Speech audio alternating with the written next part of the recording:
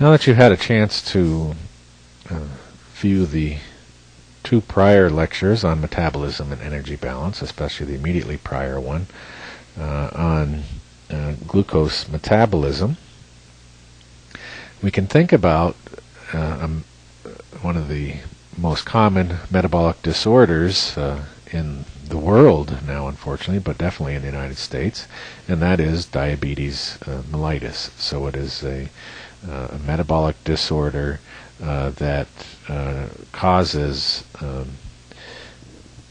increased plasma glucose concentrations and decreased glucose utilization by cells, and it is all ultimately associated with the effectiveness of insulin at its receptor.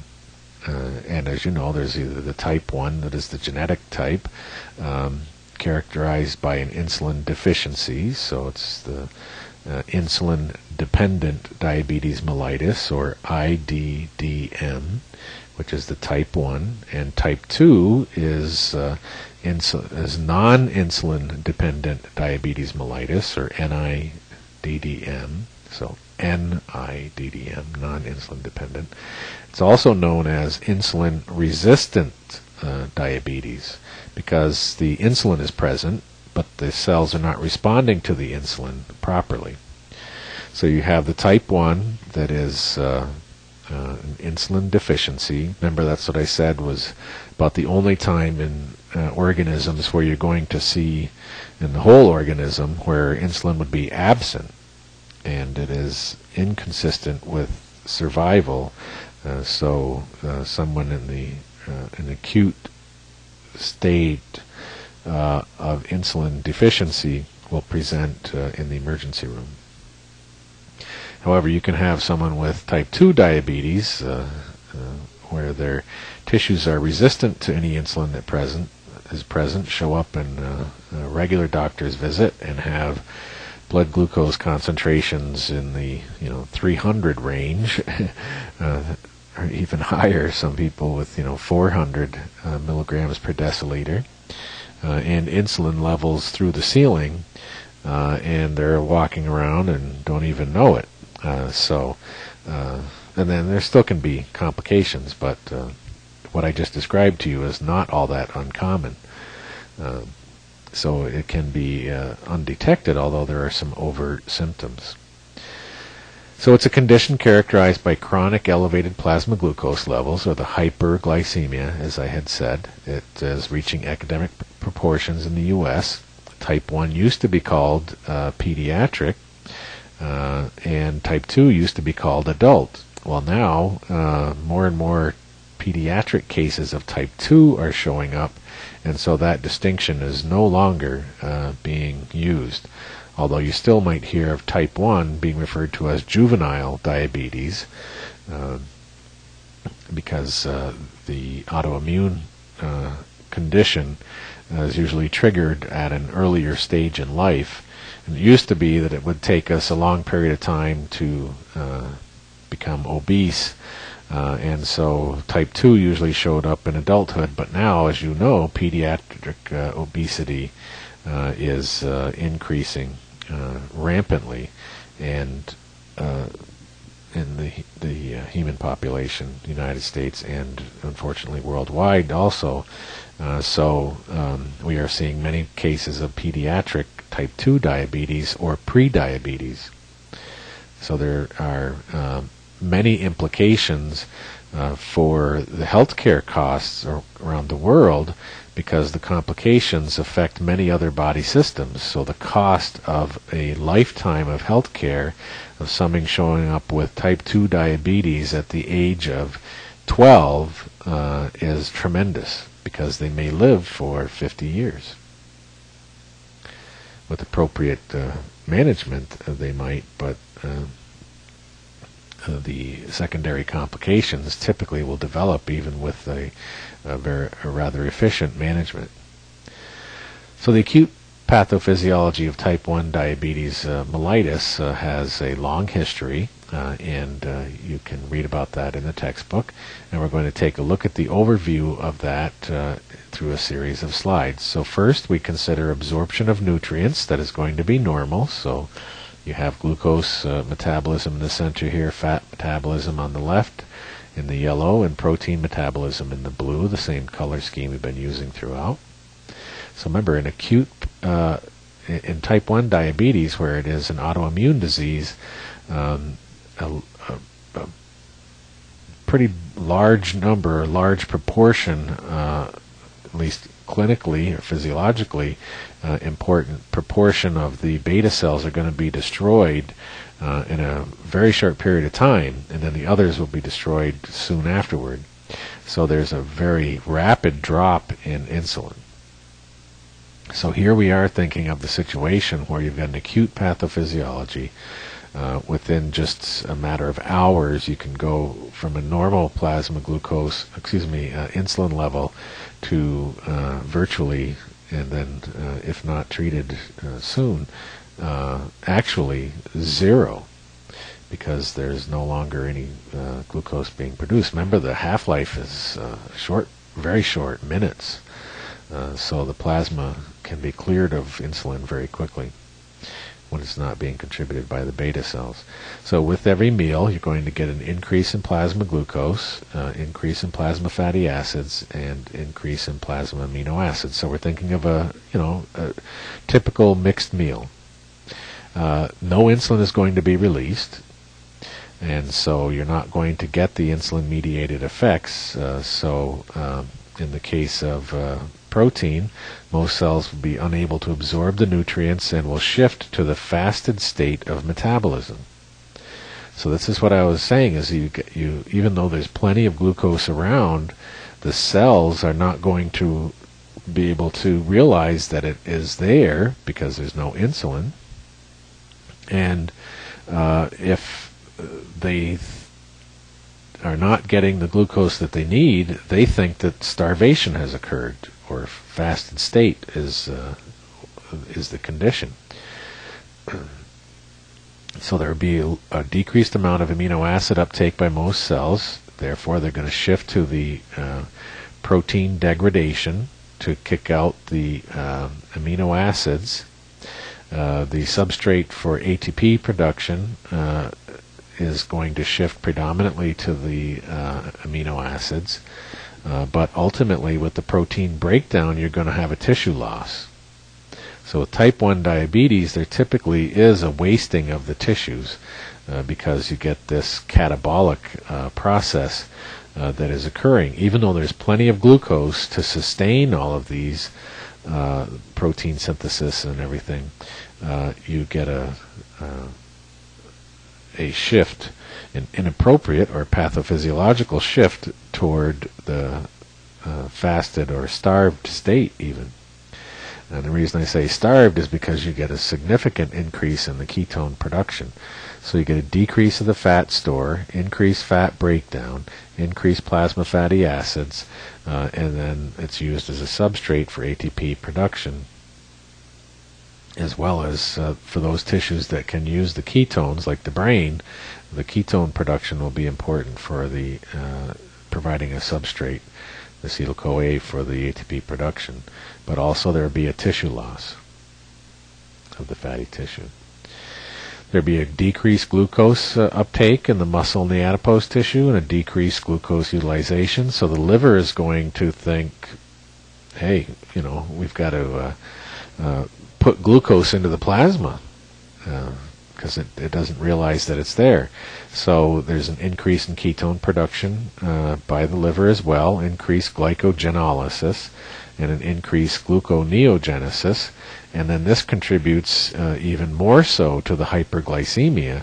So it's not just the dietary glucose that's contributing to the hyperglycemia, it's the glucose being generated at the liver by glycogenolysis and gluconeogenesis that elevates it even beyond what the diet could have contributed. And then the brain is also interpreting this as a starvation state, and you get polyphagia, which contributes more to the plasma glucose, and you get an ever-increasing hyperglycemia. And the hyperglycemia is going to exceed the renal threshold for glucose reabsorption, and you will see glucoseuria spilling over into the urine. And as well, this high glucose in the urine will hold the water, so there will be osmotic diuresis and polyuria. And of course, this typically will stimulate thirst, so there will be a polydipsia, as it's called. The dipsia is the fluid intake. So it increases the thirst. So this will will suck water out of the body, right? So the glucose in the urine will suck the water out of the body, dehydrate the body, increase the thirst drive, increase ADH secretion. The increased thirst drive will increase the dipsia, and you get polydipsia.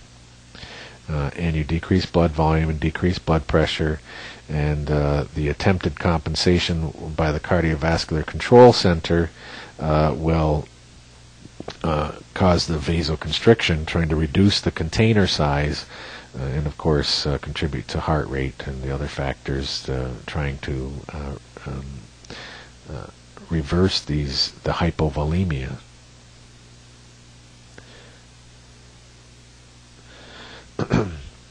The compensation is ultimately going to fail, so there will be circulatory failure and coma or death. So this is what I was saying. If they typically will present in either a pre-comatose or a comatose state, circulatory failure or shock in the emergency room, and if they're not treated with insulin almost immediately, then of course there's the risk of coma or deeper coma and death. With the circulatory failure, you get anaerobic metabolism, lactate production, metabolic acidosis, also from the keto acids. The ketone bodies are acids, metabolic acids, if you remember your acid-base balance. Keto acids were one of the major metabolic acids that were mentioned. And this is going to increase ventilation because of the ketone bodies or the organic acids in the plasma. There will be a ketone-like smell. I think the textbook says acetone, like fingernail polish remover, in the breath. And then the urine acidification and hyperkalemia will occur.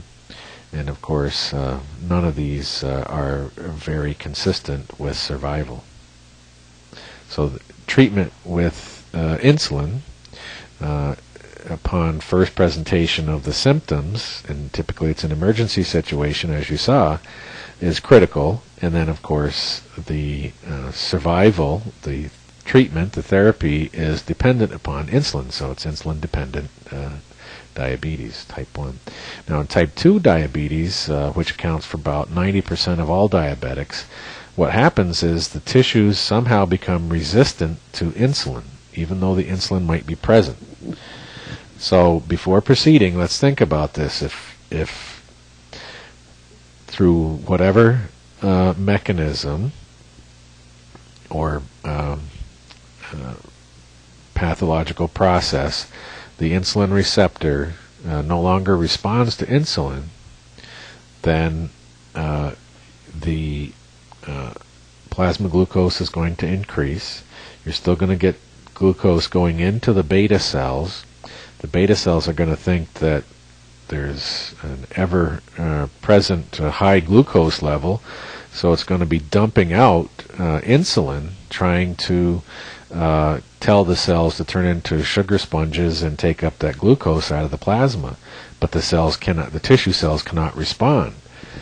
So actually insulin levels can be higher in the earlier stages of type 2 diabetes mellitus, the non-insulin dependent, but then ultimately the beta cells can burn out. They're just under this constant drive of high glucose, and nothing can alleviate it. So ultimately they burn out, and the beta cells can even be destroyed irreversibly. Maybe not all of them, but some of them will be. And therefore, type 2 diabetes, after a period of time, usually it's chronic, unmanaged type 2 diabetes, insulin will be required. There are treatments to recover insulin sensitivity. So insulin resistant or insulin insensitivity are terms that you'll hear. They are the same. So you can resensitize the cells to insulin with certain drugs that are available. So in most cases, where the beta cells are still operating, are capable of operating normally, they've been pushed for however long period of time, you can recover the responsiveness of the tissues, and everything can be managed that way, as well as diet and exercise. But if their beta cells got burned out, they might have to be put on insulin as well as these drugs that will resensitize the tissues, sometimes for a short period of time, sometimes indefinitely. So again, you have to think of the disease process over a period of time. If you look at one point in time, it's just a window into what's happening in this long dynamic process. So this is a skill that you need to develop in your mind, to think about what is it today, what was it yesterday, a year before then, what will it be like tomorrow and a year after that, and years before and after. You have to think of the whole process. So early symptoms are mild, but later complications include atherosclerosis, neurological changes, renal failure, and blindness. So the chronicity of this disease has dangerous side effects, if you will, several secondary pathologies or morbidities. So comorbidities is the term. The therapy is diet and physical exercise first, and then drugs, and sometimes together. So the plasma glucose is shown on the y-axis of this graph, and then the time after oral glucose on the x-axis, and this is a 2-hour glucose tolerance test. So it's a pretty standard one. So plasma samples will be taken at different intervals, so sometimes just the 1 hour and the 2 hour. People don't like to get poked with needles all that frequently, or don't really like to sit around for 2 hours for a test either. But anyway, this is a test that can be run to test someone. Usually the fasting plasma glucose is used, so if it's between 80 and 100, then that's normal fasting. And if it's above 100, in this case, we have someone that's at about 125. As I said, it's not uncommon to see people with a resting or fasting plasma glucose that's 250, 350, 400. And those are obviously very severe cases of type 2 diabetes, and actions need to be taken. A type 1 would be an emergency type of a situation, because there'd be zero insulin present. But anyway, there's a distinction there. So this is a mildly diabetic person at 125 resting, and you can see that after a certain load of glucose, the plasma levels get very high. They double just about, and do not get anywhere close back to baseline within the 2-hour time period. Whereas someone with a normal responsiveness to insulin, a normal glucose tolerance test, the plasma levels will get above 100 within the first hour of consumption and be back to baseline just shortly after the 1 hour time period, and even get below the baseline at the end of the 2 hours.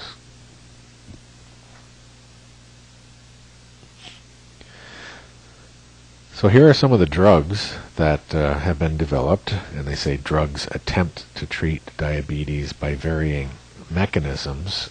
Drugs don't attempt anything. These drugs are some of the better ones that we have, and they are not 100% effective at treating diabetes yet, and there are different mechanisms of action for each of these.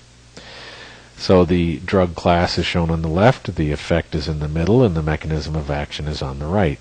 So there are the sulfonylureas and meglitinides, and these stimulate insulin secretion. Obviously these are for treating type 2 diabetes. You need to use insulin for the type 1. These close the beta cell potassium ATP channels and depolarize the cell.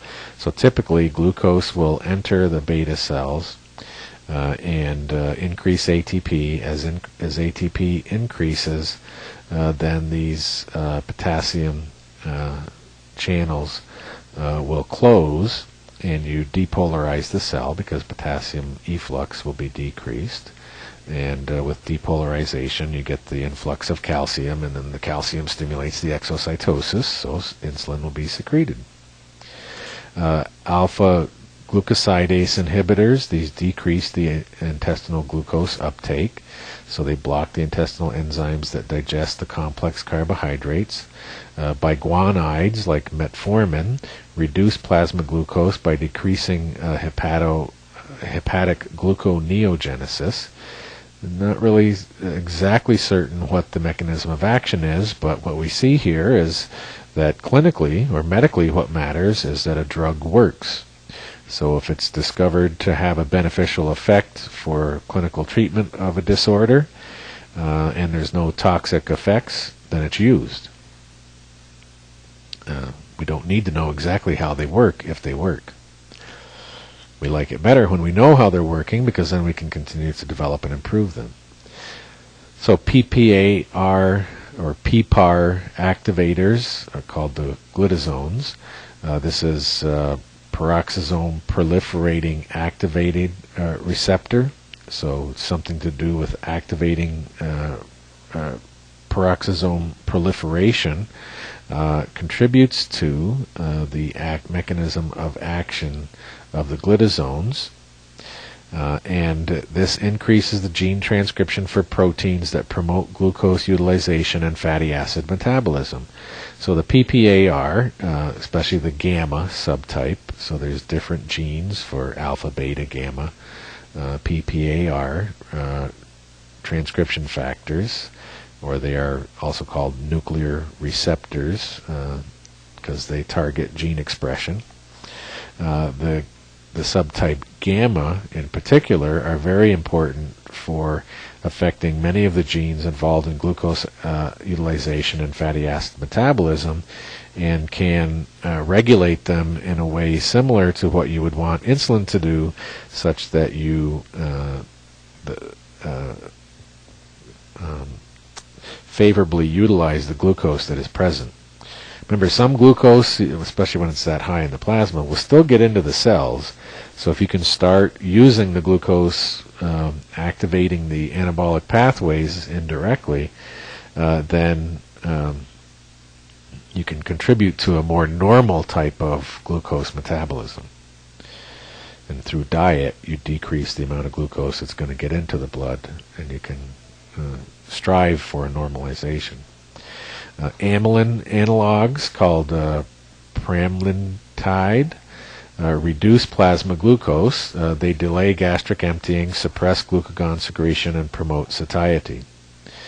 Incretin, the GLP-1 analogs, or also called Exendin-4, These reduce the plasma glucose and induce the weight loss.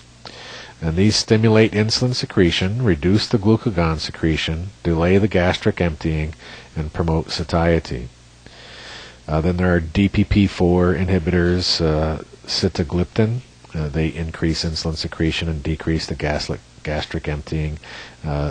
They inhibit the dipeptidyl peptidase 4, the DPP-4, which breaks down the GLP-1 and GIP, so the GLP-1 half-life will increase, and so whatever is secreted is available for a longer period of time, so you have a higher level of activation of the receptor populations at the target cells. Well, the pre-diabetic state has been recognized as a syndrome called metabolic syndrome. And the clinical professions waver a bit on whether they want to consider this as a unique syndrome, a real diagnosis, but it really doesn't matter. When metabolism starts to get out of whack, and obesity is a big part of this, as we see, and several other things, there is a recognized conglomeration of symptoms that indicate metabolic imbalances, and therefore you can call it a syndrome. So whether the clinicians want to recognize it as a real diagnosis isn't as important as realizing that there's a certain collection of problem signs that need to be attended to before things get worse. So the patients have combined symptoms of type 2 diabetes, atherosclerosis, and high blood pressure. So obviously things are building up. It's therefore sometimes called a pre-diabetes, type 2 diabetes. But there's already evidence of the lipid dysmetabolism leading to atherosclerosis, and as a result of that, some high blood pressure, so things are not good.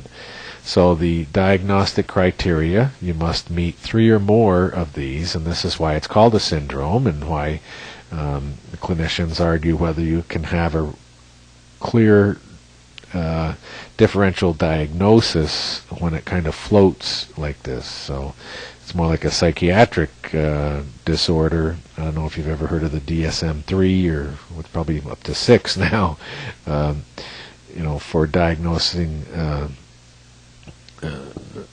psychiatric disorders.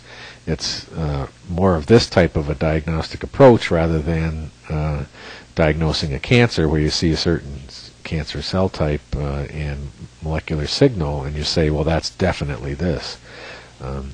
So there's some debate about it, but still, this is a useful approach. If a person displays symptoms in these categories, 3 or more of the criteria are satisfied, they can be placed into this category of high-risk metabolic disorder called metabolic syndrome. So a central visceral obesity, so using body mass index in the distribution of the body fat. The blood pressure greater than or equal to 130 over 85 millimeters of mercury.